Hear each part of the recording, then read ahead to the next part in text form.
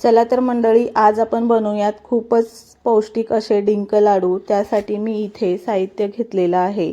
अर्धा किलो खोबरं, 1 वाटी काजू, 1 वाटी बदाम, अर्धी वाटी पिस्ता, अर्धी वाटी बेदाणे। खोबरं आपण खिसून घ्यायचं। आता आपण डिंक लाडू कसे बनवायचे ते बघूयात। सर्वात आधी आपण कढईमध्ये 1 चमचा तूप घालूया। यामध्ये डिंक घालायचा आणि 3 ते 4 मिनिटे लो फ्लेमवरती भाजून घ्यायचा।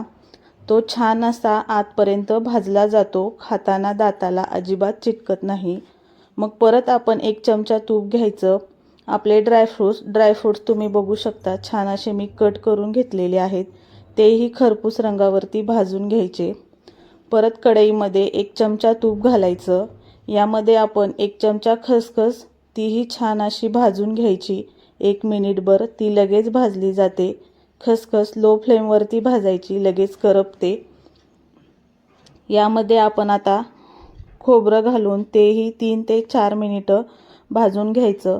आपला डिंक थोडासा बारीक करून घ्यायचा, तुम्ही व्हिडिओमध्ये बघितल्याप्रमाणे।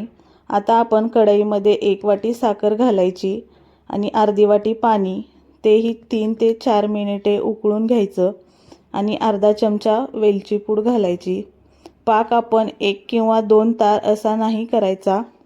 लगेच आपण यामध्ये आपलं सर्व भाजून घेतलेलं साहित्य 3 ते 4 मिनिटं परतून घ्यायचं।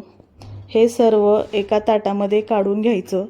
थोडंसं गार झालं की आपण याचे छोटे छोटे हाताने प्रेस करून लाडू वळून घ्यायचे।